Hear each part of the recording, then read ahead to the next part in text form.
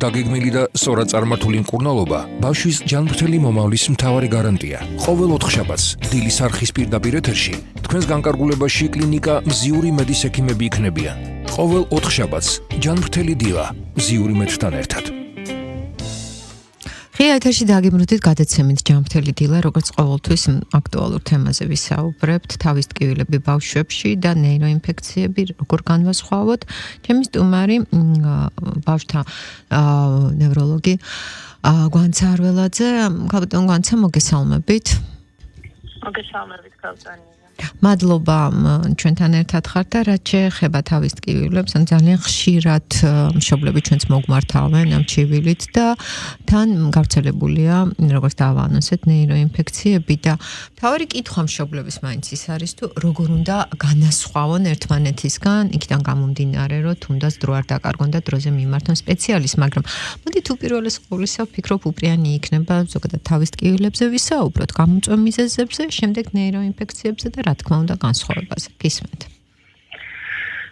თავის ტკივილი ერთ-ერთი ყველაზე გავრცელებული ჩივილია ბავშვებსა და მოზარდებში და სამედიცინო და ნევროლოგიური აშლილობის მომართვენობის საკმაოდ მაღალი პროცენტი აქვს. მოგეხსენება თავის ტკივილი საკმაოდ ხშირია, ძალიან ბევრი ადამიანს განსაკუთრებით მოზარდს ამ რეჟიმთან დაკავშირებით, არასწორ რეჟიმთან დაკავშირებით აწუხებს თავის ტკივილები, თუმცა ასევე ეს იწვევს მშობლების შეწყვეტებას, რადგანაც ეს ხელს უსლის როგორც სასკოლო, სოციალურ აქტივობებში და როგორც თქვენ აღნიშნეთ, ასევე ღელავენ მშობლები, რადგან ის შეიძლება იყოს საყურადღებო მიზეზი გარკვეული დაავადებების.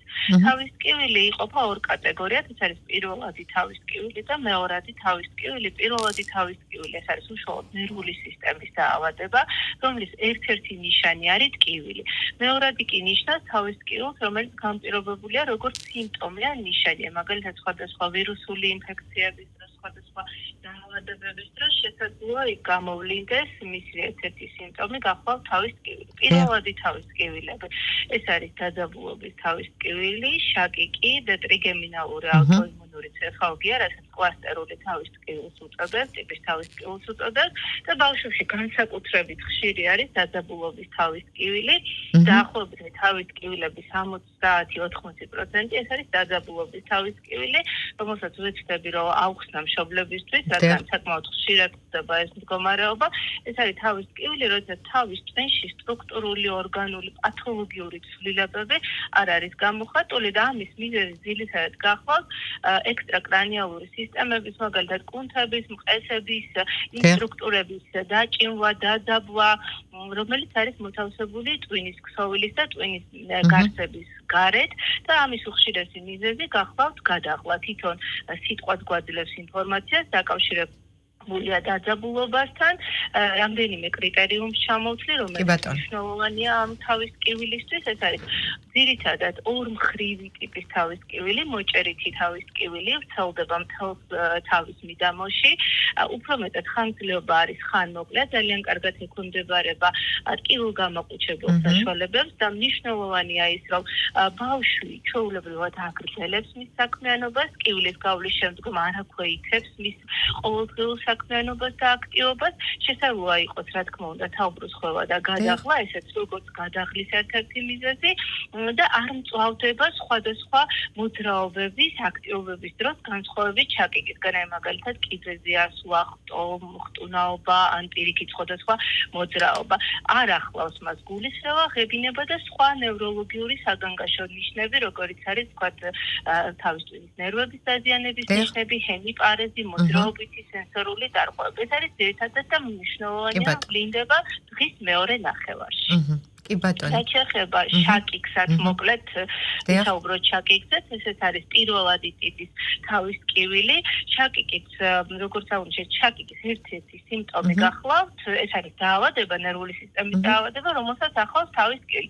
ბავშვთა ასაკში საკმაოდ ხშირად ხვდებით ამ მდგომარეობას, მაგრამ განსხვავებით დაძაბულობის თავის ტკივილისგან, მისთვის დამახასიათებელია შეტევითი ხასიათის ტკივილი, რომელიც არის ძალიან ინტენსიური, უფრო პულსირებადი მაღალმთვარეობადი ხასიათის, ბავშვები აღწერენ ან მოზარდებიან მოზრდილი ადამიანები, როგორც დარტყმითი ხასიათის ტკივილი.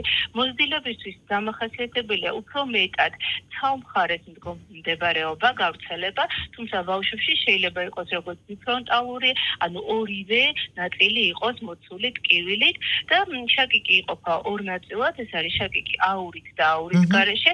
აურით დიაგნოსტირება და უფრო მარტივია, თუმცა შაკიკის დიაგნოზისათვის ჩვენ აუცილებლად გვჭირდება გარკვეული კრიტერიუმები, ერთ შეტევას ან თქვა რამდენიმე შეტევას ესე შაკიკის დიაგნოზი არისმევა. ამას ახასიათებს როგორც სამხრივი მდებარეობა, პულსირებადი ხასიათი, ზომიერი ან ძალიან ძლიერი თავის ტკივილი. მნიშვნელოვანია, რომ რუტინული ფიზიკური აქტივობის აცილებას ცდილობს ბავშვი, რადგანაც სიარული, კიბეზე ასვლა ან სხვადასხვა აქტივობა ამწვავებს და ძირითადად შეიძლება ახლდეს თან გულის ველაღებინება. ესეთი ბავშვები და ადამიანები ცდილობენ, რომ ვერ იტანენ სინათლეს, რომელსაც ფოტოფობია, ფონოფობია ხმაურს და ძირითადად ცდილობენ, რომ იყვნენ ცალკე, განმარტოვდნენ დახურულ ფილტრში და არ შუქი და სინათლე იყოს ნაკლები. რაც შეეხება აურას, აურა ეს არის მდგომარეობა, როდესაც თქვათ შეტევის დაწყების წინ პაციენტი თვითონ აღწერს გარკვეულ ვიზუალურ, შეიძლება მოციმციმე წერტილების ხედვას, ან გრძნობელობით სენსორულ მეტყველების დარღვევა, მოტორული სირთულეები, რომელსაც ახლავს თავის ტკივილი და შაკიკს დავასრულეთ ბავშვებისთვის მნიშვნელოვანი ტიპის თავის ტკივილები, შაკიკური ტიპის ტკივილები. ბავშვებში ხშირად ხვდებით ჩვენ აბდომინალური შაკიკი, ანუ მუცლის ყრუს ტკივილი, ხო, მუცლის ტკივილი, რომელსაც ნაკლებად აერთვის არ მოყვება ხოლმე თავის ტკივილი და როდესაც ექიმი გამორიცხავს სხვადასხვა ორგანულ ცვლილებას მუცლის ყრუს გასინჯვის პედიატრის სხვადასხვა ინსტრუმენტული კვლევის შემდგომ და ეს შეტევები გრძელდება პერიოდულობით, შესაძლოა საქმე გქონდეს ასეთი ტიპის შეტევასთან. ბავშვებში ხშირია ვერტიგო, თავბრუსხვევით მიმდინარე შაკიკი, რომელსაც ახლავს შემდგომ თავის ტკივილი და ციკლური ღებინება, ღებინების შეტევები, რომელსაც ასევე მოყვება სხვადასხვა ტიპის ტკივილები. ეს არის ძირითადად პირველადი ტიპის ტკივილები, რომელშიც შაკიკზე მკურნალობასაც დავასრულებ, ვცდილობთ, რომ შეტევა მოხსნათ და ასევე არსებობს პრევენციული მკურნალობა, ანუ შეტევის მოხსნის შემდგომ ინიშნება პროფილაქტიკური მედიკამენტები იმისათვის, რომ შეტევებმა იკლოს და სიხშირე და სიხშირე შემცირდეს, რადგან ძალიან შემაწუხებელია ეს ადამიანის. და რაც შეეხება ნეიროინფექციებს, ანუ კონკრეტულად ვირუსულ ნეიროინფექციებს, გამომწვევი მიზეზები გვაინტერესებს, როგორ უმკურნალოთ და თან როგორ განვასხვაოთ ერთმანეთისგან, დავუშვათ ჩვეულებრივი თავის ტკივილი და ნეიროინფექციისგან გამოწვეული ეს დისკომფორტი. კი ბატონო, მეორადი თავის ტკივილებზე ვისაუბროთ. მეორადი თავის ტკივილია შეიძლება იყოს როგორც აღნიშნეთ, ასევე ინფექციური დაავადების, თქვა სიმსივნური დაავადების, ან ნებისმიერი მარტივი დაავადების, არის თვალის გადაღლა, სინუსიტი, ფრონტიტი, მისი გამოვლენა, რადგან ეხლა ჩვენ ვიმყოფებით ვირუსული ინფექციის გავრცელების პიკში, თქვა როგორც არის ესეთი მდგომარეობები, როგორც არის ენცეფალიტი, მენინგიტი, რა თქმა უნდა, ეს ძალიან იშვიათად, თუმცა მეორადი ხასიათიც არის, როგორც გართულებული და აქ განსხვავებისთვის მნიშვნელოვანია ვიცოდეთ, რომ გარდა ამ რაც ჩამოვთვალეთ ჩვენ ახლა ეს ნიშნები თავის ტკივილისა, პაციენტს ახასიათებს მაღალი ტემპერატურა, პაციენტისთვის დამახასიათებელია მაგალითად მენინგიტის შემთხვევაში, ხო, თავის და ზურგის ტვინის მენინგიალური გარსების ანთების შემთხვევაში, გაჭიმული კისერი, როგორც აღნიშნეთ, მისთვის შეიძლება იყოს დამახასიათებელი მუყრები, დამახასიათებელია ენცეფალიტის დროს ცვლილებები, როგორც ფსიქიკური ფუნქციის ძილიანობა, რადგან უფრო ხშირად აზიანებს თავის ტვინის სტრუქტურაში ხდება ცვლილებები და არის სხვადასხვა გამოვლენა. ანუ მე იმის ახსნა მინდა, რომ მარტო თავის ტკივილით არ გამოვლინდება ეს მდგომარეობები.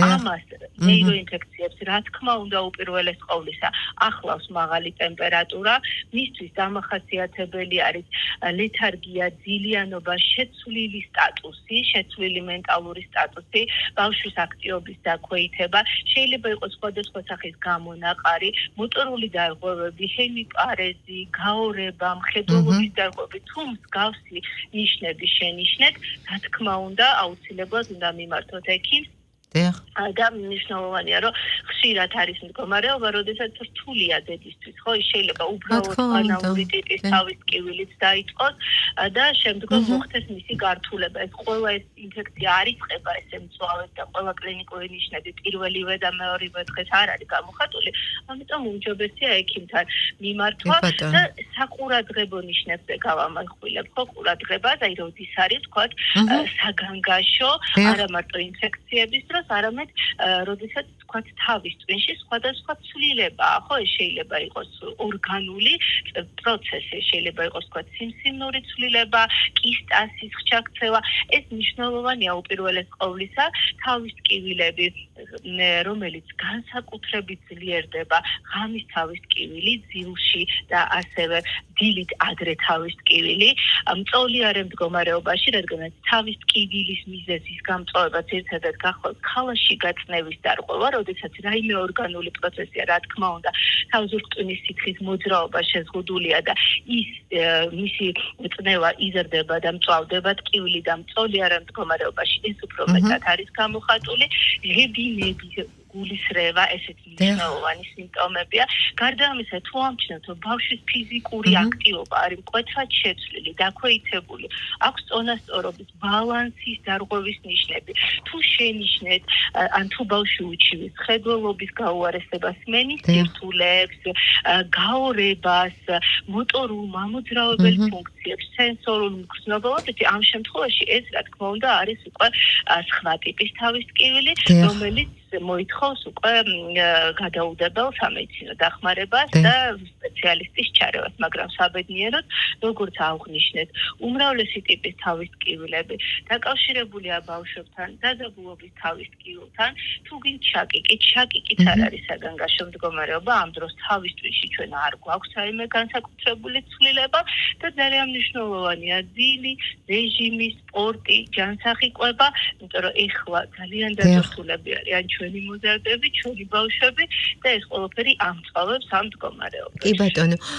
და ქალბატონო გვანცა რაც შეეხება ვირუსულ ნეიროინფექციებს და გართულებებს, ანუ ერთ-ერთი გართულება ვირუსული ენცეფალიტი და საკმაოდ რთული დიაგნოზია და მაინც აი ამაზეც რო გავამახვილოთ ყურადღება და პრევენცია, ეს არის მნიშვნელოვანი. დიახ, რა თქმა უნდა, საკმაოდ ხშირად არ გვხდება ეს მდგომარეობები, საბედნიეროდ ძალიან იშვიათია მეორადი ტიპის ენცეფალიტები, თუმცა ენცეფალიტი შეიძლება იყოს პირველადი ხო, თავად გამოწვეული ჰერპეს ვირუსით ან სხვა ვირუსით, ან გართულებული, ახლა რაღაც გრიპზე ვსაუბრობთ, გრიპოზული ენცეფალიტი. ამ შემთხვევაში ეს უპირველეს ყოვლისა მარტო თავის ტკივილით არ შემოიფარგლება, განსაკუთრებით ენცეფალიტის დროს არის მნიშვნელოვანი და ძალიან, იმიტომ რომ მოგეხსენებათ, ეს არის თავის ტვინის ქსოვილის ანთება, ხო, თავის ტვინში მოთავსებულია თავის ტვინის კრანიალური ნერვები, ფაქტობრივად ყველა ტიპის ფუნქცია, რომელიც ხორციელდება და რომელიც არის ადამიანისთვის, ეს რეგულირდება თავის ტვინიდან, შესაბამისად მაღალ ტემპერატურას, ძალიან ძლიერ თავის ტკივილს, ცვლილებებს, როგორც მენტალურ, ასევე ფსიქიკური ფუნქციის, მოტორულ დარღვევებს, ამ შემთხვევაში უკვე ეს შეიძლება იყოს ნიშნები ენცეფალიტის, თუმცა საბედნიეროდ კიდევ ერთხელ აღვნიშნავ, რომ ძალიან იშვიათად არის ფაქტობრივად ჩვენთან ახლა გადავხედოთ სტატისტიკას, ძალიან იშვიათია ესეთი მდგომარეობები, თუმცა აი მაღალი ტემპერატურა, გუყრა, კრუნჩხვა და ტკივილი, ეს სამ სიმპტომზე გაამახვილოს შეგულმა ყურადღება, თუ მსგავსი მდგომარეობა დაფიქსირდა, რა თქმა უნდა, ეს უკვე მოითხოვს ექიმის ჩარევას. კი ბატონო, და მშობლებს ძალიან გვეშინია სიტყვის მენინგიტი ამ დიაგნოზის და ამაზეც მინდა რომ ისაუბროთ, ანუ კონკრეტულად ვირუსულ მენინგიტზე, გამომწვევ მიზეზზე, მკურნალობაზე. კი ბატონო, მენინგიტი ეს გახვალ თავის დამცველობითი გარსების, მენინგიალური გარსების თავის და ზურგის მენინგიალური გარსების ანთება. თავისთავად მენინგიტი გამომწვევი შეიძლება იყოს ბაქტერიული და შეიძლება იყოს ვირუსული, ვრცელდება როგორც ჰემატოგენური, ანუ სისხლის გზით, ანუ სისხლის მიმოქცევის გზით, შეიძლება იყოს სხვადასხვა ინფექციებით, ეს იატროგენული ინფექციებით და ამ შემთხვევაში მენინგიტისთვის არსებობს სპეციფიური გამომწვევები, განსაკუთრებით მნიშვნელოვანი არის ასაკობრივი ჯგუფი, მაგალითად ჩვილებში, ახალშობილებში სხვა გამომწვევია, უფრო მოზრდილ ბავშვებში, სტუდენტებში, სხვადასხვა სივრცეებში ბაქტერიული გამომწვევი სხვა გახლავს და არის ვირუსული მენინგიტები, ენტეროვირუსი არის ძირითადად მისი გამომწვევი, რომელიც არის უფრო მსუბუქად მიმდინარე. რაც შეეხება მენინგიტისთვის ძირითადი დამახასიათებელი ნიშნები ეს გახლავთ ლეთარგია, ანუ მაღალი ტემპერატურა, ასევე გუყრა, კმოჩხვა, რასაც ვეძახით, აგიტაცია, აგზნება და მენინგიზმი არის მდგომარეობა, რომელიც მშობელთა შეუძლია თავად შეამოწმოს, ეს არის დაჭიმული კისერი, ანუ ძალიან რთულია, სწორი არ მდგომარეობაში ბავშვის კისრის მოხლა და მისი ნიკაპის შეხება გულმკერდის არეში. გარდა ამისა, დანარჩენი ნიშნები უკვე გასინვით შესაბამისად, რაც პირველად მენინგიტისზე გვაძლევს ინფორმაციას, ამას უკვე ექიმი სინჯავს და მნიშვნელოვანია, რომ მენინგიტს არის ესეთი ფორმების, სწრაფი ფორმები, რომელსაც შეიძლება ახასიათებდეს მაკულოპაპულარული ან პეტექიალური გამონაყარი, ხო, ეს არის რაღაცა მუქია სამისფერი გამონაყარი, ეს ნიშნავს, რომ შეიძლება საქმე გქონდეს მენინგოკოქცემიასთან, ძალიან სწრაფად მიმდინარე ინფექციასთან. ესეთი მდგომარეობები, მაღალი ტემპერატურა, სიცხე, აგიტაცია, ძალიან ძლიერი თავის ტკივილი, რადგან თავის ტკივილის ერთ-ერთი მიზეზი გახლავთ მენინგიალური გარსების გაღიზიანება. შესაბამისად, ეს მოითხოვს გადაუგებელ სამედიცინო დახმარებას,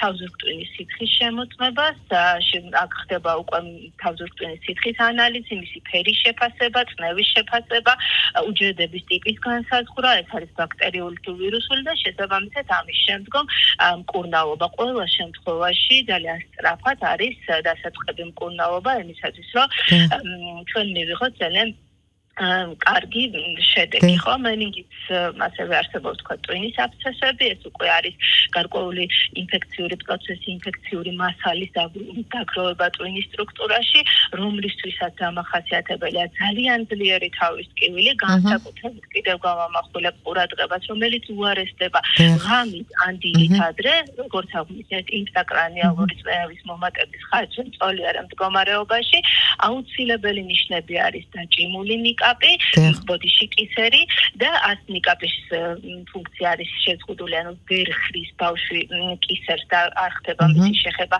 გულმკერდთან და თავისთავად ნევროლოგიური ნიშნები შეიძლება იყოს, უკვე ამას ალბათ უფრო ექიმი განსაზღვრავს, ასევე და მნიშვნელოვანია გულისრევა, ღებინება და ამ მდგომარეობებმა ამ მდგომარეობაში ბავშვთან ძალიან სწრაფად უნდა დავიწყოთ მკურნალობა. კი ბატონო, და რა თქმა უნდა, ძალიან მნიშვნელოვანია და შეიძლება გადამწყვეტიც კი იყოს დროული ვიზიტი ექიმთან და როგორც თქვენ ბრძანეთ, მკურნალობის დროული დაწყება. და რა შეეხება კიდე პრევენციულ ზომებს, ანუ ვაქცინაცია არის თუ არა, უშუალოდ ერთ-ერთი პრევენცია, რათა მშობლებმა გაითვალისწინონ ყველაფერი. ანუ მენინგიტის ვაქცინასთან დაკავშირებით თქვათ მენინგიტის გამომწვევი რაც არის ადრეულ ასაკში, ნეონატალურ ასაკში ჰემოფილიის ინფლუენცას ჭხირი, ამაზე რა თქმა უნდა კეთდება ვაქცინაცია საქართველოში ეროვნულ კალენდარში გვაქვს ეს ვაქცინა და შესაბამისად ნეონატალური პერიოდი და ჩვილობის პერიოდი დაცულები არიან ბავშვები, უფრო მოზარდებში, სასკოლო ასაკებში ძირითადად გამომწვევია რაც გვახავთ მეისერია მენინგიტის, ეს ვაქცინაცია ჩვენთან კალენდარში არ არის, თუმცა თუ ბავშვი მიემგზავრება უცხოეთში ან არის სხვადასხვა დახურულ სივრცეებში დიდ დროს ატარებს, შეიძლება ვაქცინის გამოყენებაც, გაკეთებაც, მოგეხსენებათ ვაქცინაცია ძალიან მნიშვნელოვანი ფაქტორია, რაც შეეხება გრიპის ვაქცინას, გრიპის ვაქცინაც ხელმისაწვდომია საქართველოში და იმ ბავშვებში, რომლებშიც არის მაღალი რისკი სხვადასხვა დაავადებებისა, პედიატრები იყენებენ და უწევენ რეკომენდაციას, რომ არ მოხდეს სხვადასხვა სახის გართულებები და ძალიან მარტივად გადავიაროთ ეს პიკური პერიოდი და ჩვენი ბავშვები ვთქვათ მაქსიმალურად განვითარების საშუალება, რომ სხვადასხვა დაავადებებმა არ შეაფერხოს მათი ყოველდღიური რეჟიმი. კი ბატონო, და რამეს ხომ არ დაამატებდით? მე მგონი ესე მნიშვნელოვანი არის პრევენცია, რა თქმა უნდა, ამ ვირუსული ინფექციების პერიოდში პრევენცია, ხშირად ჰიგიენური წესების დაცვა, ერთი თხოვნა მექნება მშობლებისადმი, რომ ბავშვებს, რომელსაც აქვს სხვადასხვა კლინიკური ნიშნები, ცხოვიდან გამონადენი ხვალა, ტემპერატურა, ეცადეთ რომ დატოვოთ სახლში, მოარიდოთ, დაიცავეთ თქვენი ბავშვები და ასევე სხვა ბავშვები, რადგან ძირითადად ბავშვთა ასაკში ეს გავრცელება გამპირობებული არის ამ კონტაქტით და ბავშვები ხშირად მიდიან საბავშვო ბაღებში თუ სკოლებში არასრულყოფილად გამოჯამრთელებულები, რომლებიც უკვე იწვევს სხვა ბავშვთან ამ ყველაფრის გადადებას და ვირუსული ინფექციის გავრცელებას. სხვა ზოგადად დავამატებთ, რომ თავის ტკივილები არ არის საგანგაშო მდგომარეობა, უფრო მეტად არის 80%, რომ შევაჯამოთ გადაბულობის თავის ტკივილი, დაიცავით რეჟიმი, ძილი ძალიან მნიშვნელოვანია, სპორტი და თუ თქვათ ეჭვგეპარებათ, რომ თქვენ შულს აქვს რაიმე სხვა უფრო საყურადღებო მდგომარეობა, შეაფასეთ თქვენი პედიატრის ან სხვა სპეციალისტების მხრიდან. დიდი მადლობა ესეთი საინტერესო და საჭირო ინფორმაციისთვის. გვანცა არველაძე, ბავშვთა ნევროლოგი იყო ჩვენი სტუმარი, ხოლო საუბრის თემა თავის ტკივილები ბავშვებში და ნეიროინფექციები. მადლობა. ეს იყო გადაცემა ჯანმრთელი დილა დროებით. რადიო ემედის დილის არხი აგრძელებს მაუწყებლობას.